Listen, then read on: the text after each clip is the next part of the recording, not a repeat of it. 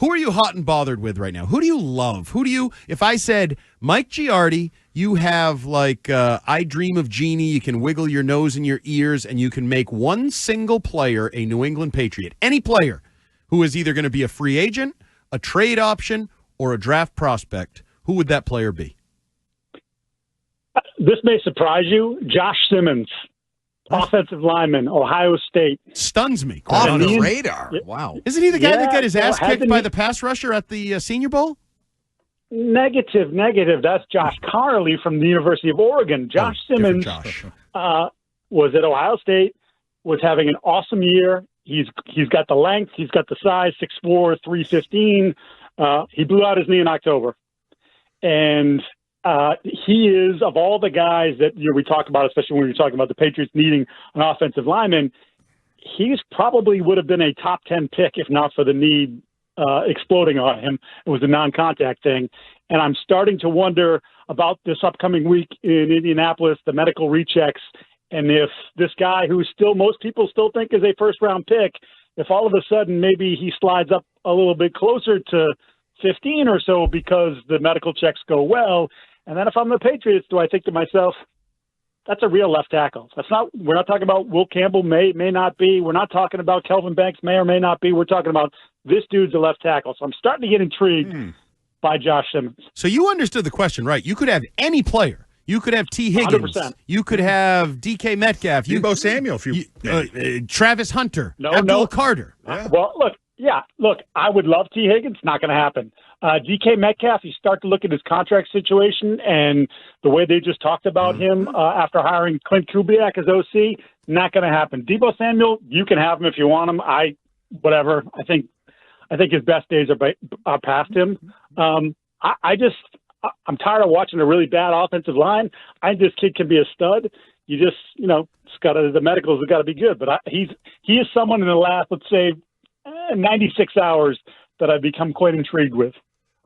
Man, you got me wanting to ask you another question about this kid. So you say around 15. So my best case scenario is they trade out of 4, and then they get more draft picks, and then they get somebody a little bit later, because I just don't feel like if Travis Hunter is off the board and Abdul Carter is off the board, that I really want to take stick and pick at 4.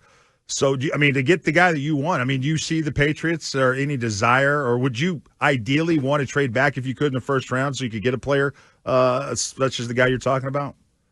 Yeah, so I'm with you. Like, obviously, if Carter or Hunter were there, you're making that pick. You'd obviously have to consider Mason Graham long and hard in terms of what do you project him out to be, because I think a lot of people, when they talk about him, he's really good, and he's going to be really good, but he's not going to be Quinnen Williams. And that's the kind of guy that maybe at that position you draft that early. So for a while, I've been sort of toying with the idea, you want to go back maybe a little bit, but not too far back. And now, again, I'm just so intrigued by this player, by his movement skills, by what I've heard about him talking to people affiliated with the program. And it's like, so we know somebody who has good ties to Ohio State. I wonder if, I'm sure he's made phone calls. I wonder if they're having some of the same conversations, and what can you get if you move back into the 11, 12, 13 range? What's the bonus you get for making that trade and then being able to still get a potential left tackle? Again, medicals will be critical, because you don't want to draft a guy and then you're not seeing him all of next year, or, hey, there's complications and, oh crap, we're in trouble. But Jeffrey Simmons, Tennessee Titans draft pick, Mike Vrabel knows well, he blew out his knee training for the combine, I think in March or April, and he ended up still playing 9 games his rookie season. So he went 19th overall. He would have been a top 10 pick. So sort of a similar kind of vibe here. So, Mike, next week, combine gets going. We got the underwear Olympics. Everyone makes too much out of the 40-yard dash, 3-cone, etc. And we have heard that Mike Vrabel will be speaking on Tuesday, having his next presser since being introduced, and Eliot Wolf speaks for the first time in a long, long time. What do you expect them to say in their respective addresses to the NFL media and Pats Nation? I expect Mike to control the message as he has been, because he's going to get asked again who's making final decision with roster, which is what I asked him the day he was hired, and he gave a word salad and didn't answer the question. I think Eliot's going to get asked because if you remember last year at the Combine, who's got the final decision? I do. Yeah, he was. He did say that. You're right. Yeah. And do we think he's going to say I do again this time? Nope. Nope.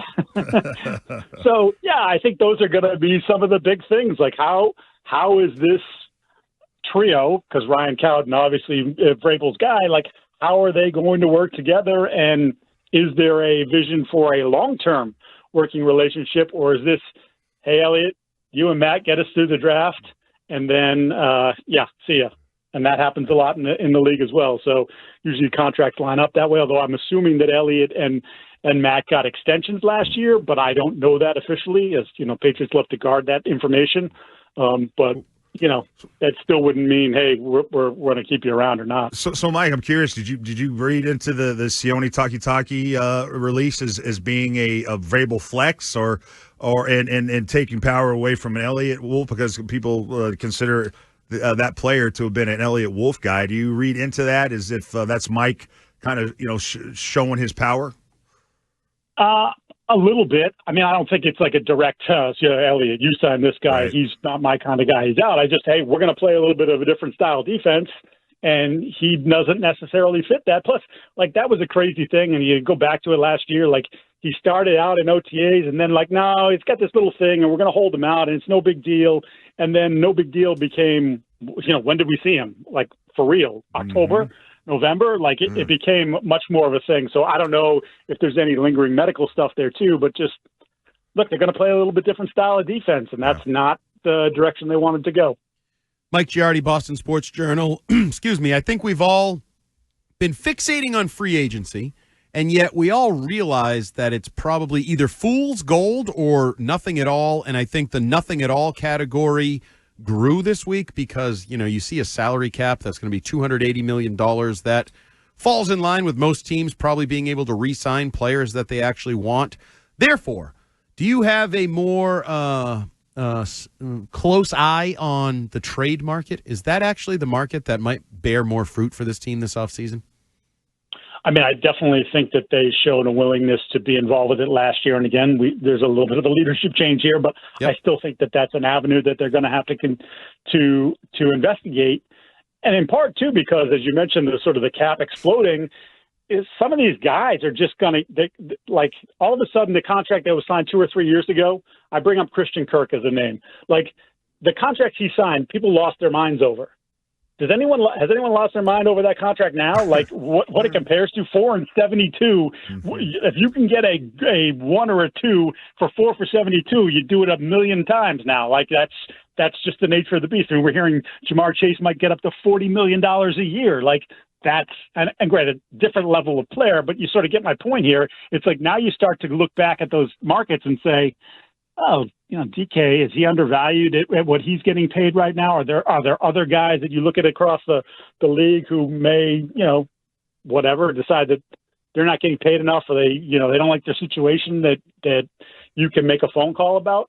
Certainly, I guess the one thing I would continue to sort of caution is, and sort of like doing this right, is like, just don't go do it to do it. You've got to have a plan and a vision in mind here, and like giving up young, controllable draft pick assets, which, again, we don't know what those guys can be, but if you're doing it right, that's the foundation of your team for a 27, 28-year-old guy who may have 1 or 2, like, really good years left, and then you're transitioning and, you lost that second-round pick that you gave up for him. So I think that's the kind of fine line they have to walk in the balance for this roster. Mike, someone who we haven't actually had a chance to speak with or hear much from, save for whatever was released via Patriot socials, but I know we're all intrigued by, is Josh McDaniels. And I read somewhere the phrasing was, Andy has intimated toward it, like that Josh in this past year has gone on a spiritual football journey to sort of to Tibet. Yeah.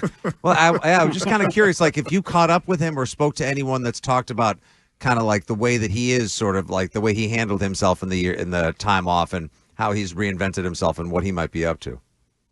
Yeah, he worked his ass off is basically what I've been told. Like a lot of communications with a bunch of different teams, at a bunch of different levels.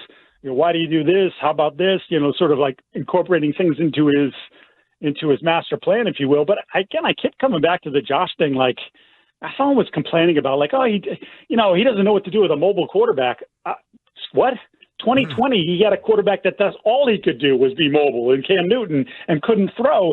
And they won 7 games, which again, no great shakes, but like he cobbled together a decent playbook for someone who was signed about 2 minutes before training camp started. Like, so I think Josh is very capable of adapting to the talent that he has and making it work. And look, again, one of the reasons this job was attractive to him was because of what he sees in Drake May and the potential of Drake May. And I think he's already rolled up his sleeves and is getting to work on how he's going to make Drake May better and how this offense will grow around Drake May. All right, Michael, for the last one for us, just quickly, the Combine's been around forever. And, I mean, it really hasn't been tweaked all that much. I mean, a lot of guys participate. Some guys still don't.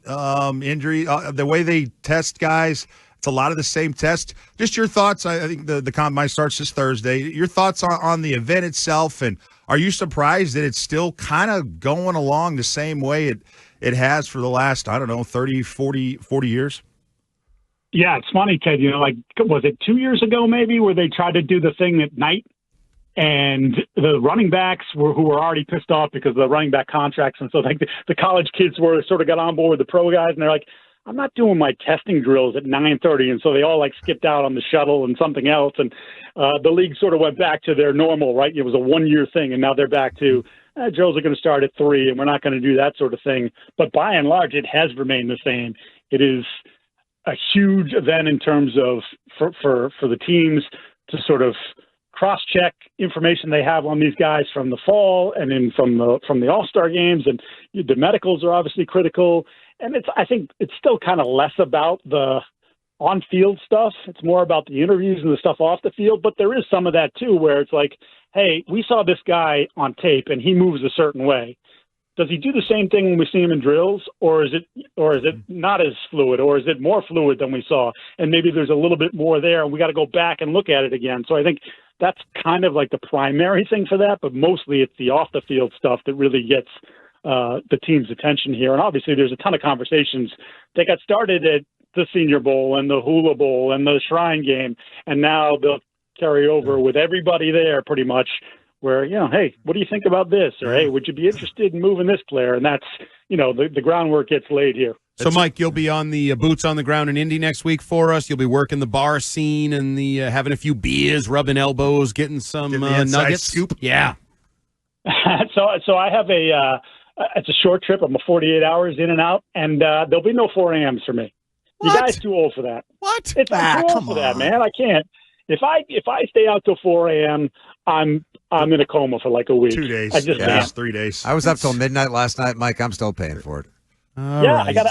Same thing. I watched the hockey game. I couldn't settle down afterwards, and now I've had a headache all day. That's just old age. All right. Well, Schefter will be out there. Oy vey. That's true. Schefter will be out there. Schefter won't Coaches, be out there, scouts, please. rap sheet. Well, there's like 5 Schefters at this point. I'm convinced. Like they just grow them in Schefter 17. Bristol. Yeah, exactly.